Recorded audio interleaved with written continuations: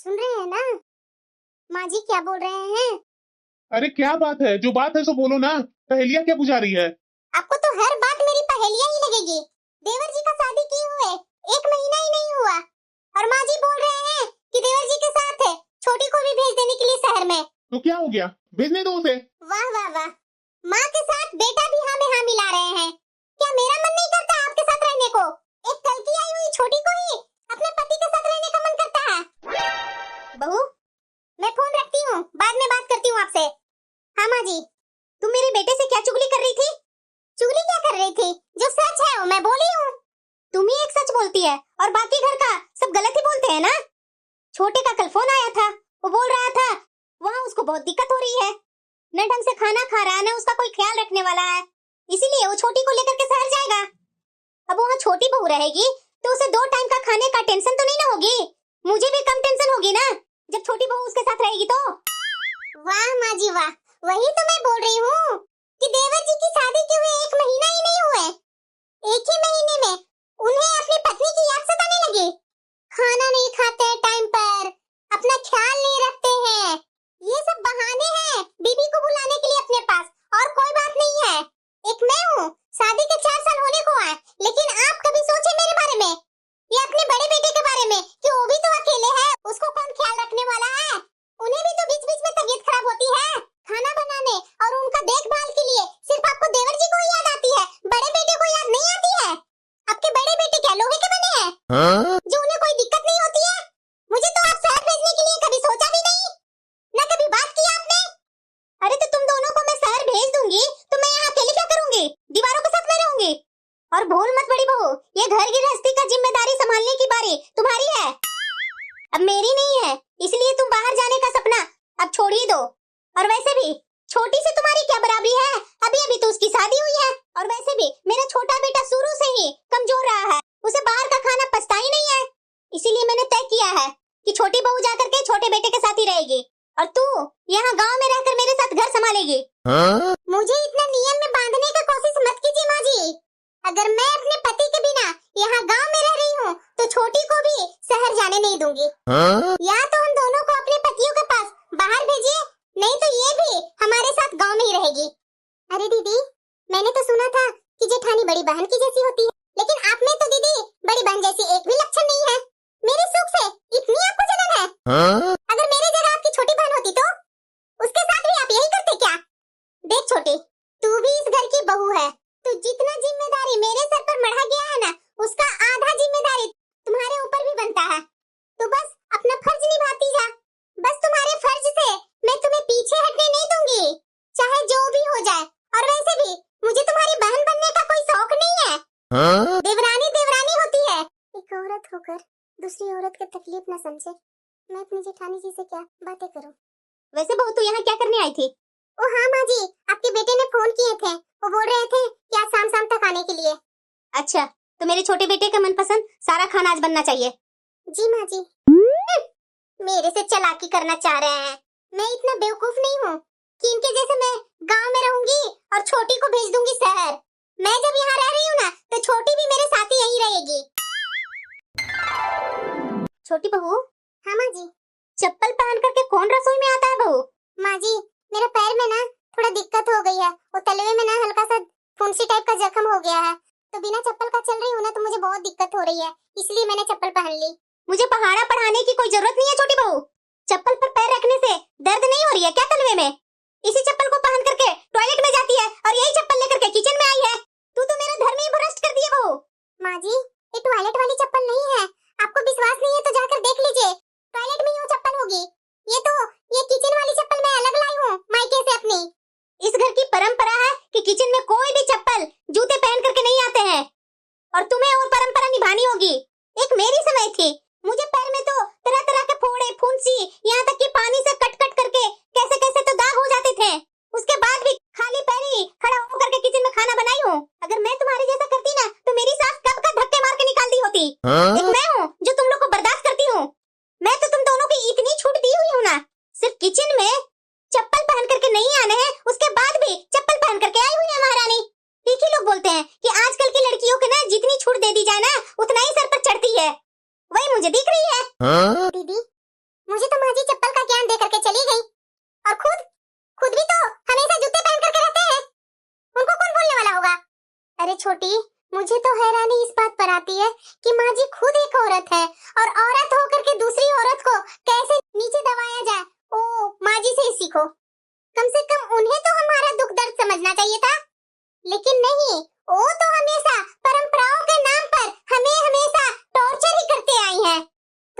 दीदी, मैं तो जब से यहाँ आई हूँ तब से छोटी माँ जी को हमेशा पैर में जूते चप्पल पहन करके कभी किचन में, कभी टॉयलेट में, कभी बाथरूम में, हर जगह आते जाते हैं। उनको तो कोई बोल नहीं सकता, कोई टोक नहीं सकता। कोई बोले तो तू सोच लो कि क्या कर देंगे वो। परंपराएं सिर्फ बहुएं पर लागू नहीं होती है, सास पर भी लागू होती है, क्योंकि सास भी तो इस घर की बहू ही ना है। सास का यहाँ कौन सा मायका है? तो और क्या दीदी? अरे छोटी, जल्दी जल्दी हाथ बटाओ काम में। अगर हम लोग खड़े होकर के बातें करते रह गए ना, अगर माँ जी सुन लिए ना, तो तू समझ लेना कि फिर से क्या हो जाएगा। अरे पिछले मैं 1 घंटे से आपको देख रही हूँ, जब देखो तो मोबाइल में सिर्फ टूप टूप टूप टूप खाली यही कर रहे हैं। अरे आप इतने दिन पर आए हैं तो कभी अपनी पत्नी के साथ भी तो हंस बोल लिया कीजिए। सिर्फ खाना बनवाने, कपड़े धोने, घर का काम करवाने के लिए मुझे यहाँ लेकर के आए हैं। अरे यार क्या हो गया तुम्हें? ये लो, रख दिया मोबाइल। मेरी शादी क्या हुई? मैं तो हंसना, बोलना, मुस्कुराना सब भूल ही गई। दिन भर कोई बोलने वाला नहीं है मेरे साथ। आपके आने से इतना मुझे खुशी हुई कि आएंगे तो थोड़ा टाइम तो मेरे साथ अच्छे से बोलेंगे, बात करेंगे, कि मेरा मन हल्का हो जाए। लेकिन आप तो आते के साथ ही मोबाइल लेकर बैठ जाते हैं। औरतों को तो जिंदगी ही खराब है। पूरे दिन घर गृहस्थी में पीसो और उसके बाद कोई कद्र करने वाला नहीं होता। अरे यार ऐसे कैसे तुम बोल रही है? घर में तुम 3-3 औरतें हो, घर में खूब तुम लोग आपस में गप्पे लड़ाओ, कैसे तुम अकेले हो गई घर में? अकेले तो वो औरतें होती है जो पति के साथ अकेले रहती है। यहाँ पर तो माँ है, भाभी है, सबके साथ अच्छे से घुलो मिलो। आपकी माँ और भाभी कुछ भी हो सकता है, लेकिन मेरी दोस्त नहीं बन सकती है। आपकी माँ को तो हमेशा सास बनने से तो फुर्सत नहीं है, वो मेरी दोस्त क्या बनेगी? जाने मुझे क्या लगता है कि मुझे तो दीवारों से बात करते करते ही दिन कट जाएगी। जब लड़की की शादी हो जाती है तो अपनी फ्रेंड छूट जाती है, अपने नाते रिश्तेदार छूट जाते हैं, और यहाँ ससुराल में आने के बाद इतने परिवार हैं, लेकिन यहाँ समय बिताने के लिए किसी के पास टाइम ही नहीं है। कोई भी एक दूसरे के साथ बात करना नहीं चाहते हैं। घर में ऐसा कोई भी नहीं है जिससे मैं अपने मन का बात कर सकूं। माँ, हम लोग संडे को पूरे परिवार के साथ आ रहे हैं, तुम तैयारी कर लेना माँ। अरे बेटा, ये तो बहुत खुशी की बात है कि तुम सास, जेठ, जेठानी के साथ यहाँ आ रही है। मैं उनके मेहमान नवाजी में कोई कसर नहीं छोड़ूंगी बेटा। पर बेटा, ये तो तुम बताई ही नहीं कि तुम्हारे पूरे फैमिली वाले इधर क्यों आ रहे हैं?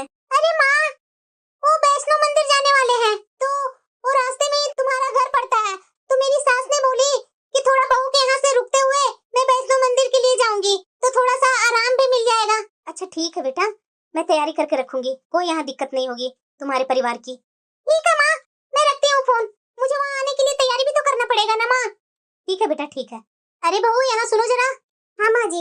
एक दिन बाद बहू अंजलि अपने पूरे परिवार के साथ यहाँ आ रही है। देखो बहू, उसके खातिरदारी में कोई कमी नहीं रहनी चाहिए। सुन लिया ना छोटी? माँ जी ने क्या बोला? अंजलि दीदी पूरे परिवार के साथ यहाँ आने वाली है कल। तो तुम्हें मैं पहले से ही बता दे रही हूँ कि कल तुम्हें कोई बीमारी नहीं होना चाहिए, तो तुम सुबह उठते के साथ काम में लग जाना। और वैसे भी माँ जी ने तो लंबा चौड़ा खाना का लिस्ट दिए हैं, और इतना सारा खाना मेरे से तो अकेले बनेगा नहीं। दीदी, इस तरह से टोंट क्यों मार रहे हैं मुझे? जैसे लग रहा है कि अंजलि दीदी तो सिर्फ मेरी ही अकेली ननद है, आपकी कुछ नहीं लगती है? आप उनके लिए कुछ भी करके मेरे ऊपर एहसान कर रहे हैं क्या? मुझे ऑर्डर देने से पहले अपने कामों पर ध्यान दीजिए। अरे बहू, बस करो बस। हर बात पर तुम लोग को घर में लड़ाई झगड़ा ही करने आता है और कुछ नहीं। तुम दोनों सिर्फ एक दूसरे के काम में दिन भर कमी ही निकालते रहती है। कान खोल करके सुन लो तुम दोनों कि क्या क्या बनने वाला है। सब्जी, पूरी, खीर, रायता, छोले भटूरे और वो पनीर कोफ्ता जरूर बनाना। और हाँ, पूरा दिन नहीं है तुम लोग के पास, समय से खाना नाश्ता सब तैयार कर लेना, ताकि समय से मेहमानों को नाश्ता खाना मिल जाए। लंबा चौड़ा लिस्ट देकर चले गए, जैसे तो हम दोनों इस घर की बावर्ची ही हैं। तो और क्या दीदी? अरे मिठाई, रसमलाई, ये सब बाजार से भी तो मंगवा सकते थे ना, घर में बनाना जरूरी था क्या? इनकी शुरू से यही आदत है छोटी। आज क्या? आज तो और लंबा चौड़ा और लिस्ट आएगा, चुन चुन करके लेकर आएंगे। चलो जल्दी जल्दी खाना का तैयारी करो। अरे अरे बहन जी आ गए, चलिए चलिए बैठिए सब। दीदी, सबका नाश्ता तो हो गया, अब चलिए आप लोग बैठिए, हम दोनों आप लोग के लिए खाना निकालते हैं। अरे भाभी, ऐसे कैसे? आप दोनों कब खाएंगे? अरे दीदी, आप बैठिए ना अपने ससुराल वाले के साथ, फिर सबको खिलाने के बाद हम लोग लास्ट में खा लेंगे। ऐसे कैसे भाभी? आप ऐसा कीजिए, सारे जेंट्स के लिए खाना आप पहले निकाल दीजिए, सब जेंट्स खा लेंगे, उसके बाद हम लेडीज सब बैठ करके खा लेंगे बाद में। बोलिए कैसा रहा? अरे नहीं नहीं दीदी, बहुत लेट हो जाएगा, आप बैठिए ना, हम लोग आप लोग के लिए खाना निकालते हैं ना। हमारा क्या है दीदी, हमारा तो आदत है। अरे भाभी सिर्फ मेरा बात सुनिए, कुछ लेट नहीं होगा। ठीक है दीदी। दीदी सारे लोग खाना खा लिए हैं, अब माँ लोग को खाना निकाल देते हैं ना। हाँ छोटी, जाओ तुम टेबल साफ करो और मैं खाना लगाती हूँ। ठीक है दीदी। छोटी पूरियाँ तो खत्म हो गई है और साथ में सलाद भी खत्म हो गए हैं। सलाद ही नहीं दीदी, सब्जियाँ भी खत्म हो गई है। ऐसा कीजिए दीदी, आप लोग दोनों बैठिए, मैं गर्मा गर्म जल्दी जल्दी बनाने का कोशिश करती हूँ। अरे भाभी मेरे से क्यों संकोच कर रहे हैं आप? मैं भी आप लोग को हेल्प कर देती हूँ ना, जल्दी जल्दी बन जाएंगे खाना तो तीनों बैठकर खा लेंगे। अरे बहू इतनी परेशान क्यों हो रही हो तुम लोग? तुम लोगों ने इतनी मेहनत की, इतने सारे खाना हम लोग के लिए बनाया और सबको खिलाया, तुम लोग भी तो थक गई होगी ना। ऐसा करो तुम तीनों खाने के लिए बैठ जाओ और हम दोनों सास बहू है ना मिलकर अपना मनपसंद चीज बनाते हैं। वो टेस्ट करके देखो कैसा खाना मैं भी बनाती हूँ। अरे अरे बहन जी, आप हमारे मेहमान हैं, भला आप क्यों खाना बनाएंगे? आप चिंता मत कीजिए, मेरी छोटी बहू है ना, वो बना लेगी। अरे बहन जी कैसी बात करते हैं आप? मैं जानती हूँ कि आपकी छोटी बहू बना तो लेगी, हमें भी तो उनकी थकान परेशानियों को समझनी चाहिए ना। इन्होंने सबके लिए नाश्ता बनाए, खाना बनाए, गरम गरम बना करके हम लोगों को परोसा खिलाया। क्या इनका अधिकार नहीं है कि इन्हें भी गरम खाना मिल सके? बिल्कुल सही बोल रहे हैं माँ जी, मैं जल्दी जल्दी आलू की रस्से वाली सब्जियां बना देती हूँ। माँ जी आटा गूंथ देती हूँ, दोनों मिलकर के पूरियां तल लेते हैं और तुरंत मैं सलाद भी काट दूंगी। अरे दीदी हम लोग कर लेंगे ना इतने सारे काम, आप लोग तो हमारे मेहमान हैं, आप लोग कैसे करेंगे? अरे बहू फिर से वही बात, चलो चलो तुम लोग किचन से बाहर जाओ, मैं बहू के साथ मिलकर के जल्दी जल्दी खाना तैयार करती हूँ। ठीक है माँ जी, चलो बहू। अरे बहन जी मैं भी आपको कुछ मदद कर देती हूँ, कहाँ क्या सामान रखा हुआ है वो तो मैं बता दूँ। वाकई में दीदी माँ जी ने तो खाना बहुत ही टेस्टी बनाया है। हाँ हाँ दीदी आप बिल्कुल सही बोल रहे हैं। वो तो आप सही बोल रहे हैं भाभी, मेरी माँ जी ना बहुत ही टेस्टी खाना बनाती है, मेरी माँ जी और मेरी दीदी मिल करके। मैं तो उनके जैसा खाना बनाने के लिए बहुत सीखने की कोशिश करती हूँ, लेकिन उनके जैसा खाना मेरे से बन ही नहीं पाता है। देखा ना मेरी बहू, मैंने बोला था ना कि साड़ी तुझ पर बहुत ही अच्छी लगेगी, इससे अब तू ही रख ले, तू ही इसको पहनना अब। अरे नहीं नहीं माँ जी, ये साड़ी तो आप पर ज्यादा अच्छी लगती है, बल्कि सच बताइए तो आपके ऊपर सब साड़ियाँ अच्छी लगती है। तू ना बहू मुझे हर जगह ऐसे ही बोलती है तुम। बहन जी। हाँ बहन जी बोलिए। जरा ये बताइए मेरी बड़ी बहू इस साड़ी में अच्छी लग रही है कि नहीं? मैं कुछ समझी नहीं बहन जी, दरअसल ये साड़ी किसकी है? अरे बहन जी हमारे घर में ना साड़ी किसी एक की नहीं होती है, एक साड़ी को बहन जी हम लोग तीनों सास बहू मिलकर पहनते हैं और जिस पर जो साड़ी अच्छा लगे वही वो साड़ी रख लेते हैं, वरना तीनों बारी बारी से पहनते हैं। ऐसे कैसे हो सकता है? दीदी। हाँ भाभी। दीदी क्या आपकी सासू माँ आपके ससुराल में ऐसे ही रहती है, इतनी खुशमिजाज, बल्कि अपने हाथ से खाना बना करके बहू को खिलाना, और इतना ही नहीं आपस में आप लोग तीनों मिल बांट कर साड़ियाँ पहनते हैं। भाभी हम लोग तीनों सास बहू, देवरानी जेठानी सास, एक दूसरे के साथ दोस्त के जैसा रहते हैं, एक दूसरे को सुख दुख में काम आते हैं और अपने ईगो के लिए एक दूसरे को परेशान नहीं करते हैं। और मेरी माँ जी भी हमारी परेशानियों को अच्छे से समझते हैं, इसलिए भाभी हम लोग को तो ठंडी आने से पहले ही मोटे वाले सूट सिलवाने के लिए बोल देते हैं कि साड़ी मत पहना करो बहू, साड़ी में बहुत ठंडी लगेगी, वो पेट खुला खुला रहता है, पीठ खुला खुला रहता है।